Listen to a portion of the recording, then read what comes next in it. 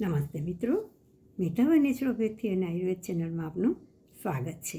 આજે આપણે જોઈએ આપણા વડીલો જ્યારે આપણને આ કરો કહે છે એની પાછળ ઘણું મોટું સાયન્સ છુપાયેલું છે. આજે આપણે જોઈએ કે આપણે જવું છે ઇન્ટરવ્યૂ દેવા, કોઈ એક્ઝામ છે, કોઈ કે મોટી મુસાફરીમાં જવાનું છે, ત્યારે આપણા વડીલો કહેતા આ છે સાકર અને આ છે દહીં, કે દહીં સાકરનું સુકન કરીને જાઓ. ત્યારે આપણે માની લેતા કે ભાઈ વડીલોએ કહ્યું છે અને એક સુકન છે તો એ જાળવી લઈએ.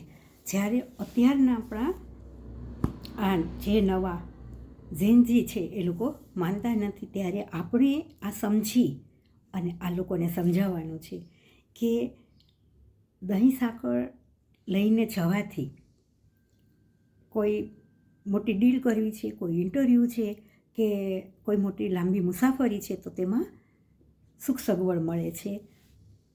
તેની પાછળનું આ વડવાઓનું, આપણા વડીલોનું શું કારણ છે કહેવાનું, આપણને આપવાનું કે વર્ષો પહેલાં આપણા વડીલો સમજતા હતા અને જીવનમાં ઉતારતા હતા કે દહીં એ પ્રોબાયોટિક સ્વાસ્થ્ય આપે છે. એટલા માટે જ આપણા દાદીમાં, નાનીમાં આપણા અંતરને, આપણા ગટને હેલ્ધી રાખવા માઇક્રોબિયમ અથવા તો લેક્ટોબેસિલ દહીં આપણને ખવડાવતા કે જેનાથી પાચન સારું રહે છે, પેટ સાફ રહે છે અને સાથે સાથે નર્વસ સિસ્ટમ શાંત થાય છે. કોઈ પણ મહત્ત્વના કાર્ય જઈએ ત્યારે દહીં સાકરનું સુકન કરાવતા, કારણ કે ગટ અને બ્રેઇન એક્સિસ છે કે બે એકસાથે કાર્ય કરે છે, જે નર્વસ સિસ્ટમને, આંતરની ક્રિયાને હેલ્ધી રાખે છે. દહીંમાં લાભકારી બેક્ટેરિયા છે જે પેટની ગરમીને શાંત કરે છે, એસિડનું સંતુલન કરે છે અને સાકર શરીરમાં ઉર્જા આપે છે. બીજા શબ્દોમાં કહીએ તો આ અંધવિશ્વાસ નથી, પરંતુ સાંસ્કૃતિક સોડમની એક પોષણક્ષમ વિજ્ઞાન છે.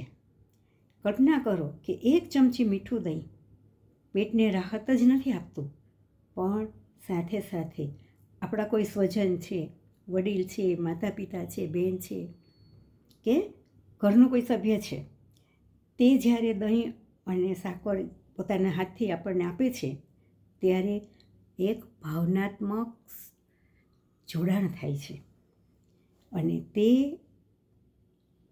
ભાવના કાર્ટિસોલનું લેવલ નીચું લઈ જાય, એન્ઝાઇટીમાં ઘટાડો કરે છે. બહારની દુનિયાનો સામનો કરવાનો છે ત્યારે આપણી નર્વસ સિસ્ટમને સ્થિર બનાવવાનું આ એક કાર્ય કરે છે. મગજને વધુ સલામતી અને આત્મવિશ્વાસ આપે છે. ફ્રેન્ડ્સ, વર્ષોથી ચાલી આવતી આ પ્રક્રિયા પાછળ આપણા વડીલોનું ઊંડું જ્ઞાન છે, એમની સમજણ છે, સાથે સાથે આપણા પ્રત્યેનો સ્નેહ છે. જાપાનમાં પણ ઇમેબોસિમ પ્લમ કરીને એક ફળ છે, તેનો ટુકડો આપી અને આ રીતના સુકન કરાવવાનો રિવાજ છે. આ એક સંદેશો આપે છે કે તમે જ્યાં પણ જાઓ છો ત્યાં એકલા નથી, અમારી ભાવના, અમારો સારો ભાવ તમારી સાથે છે.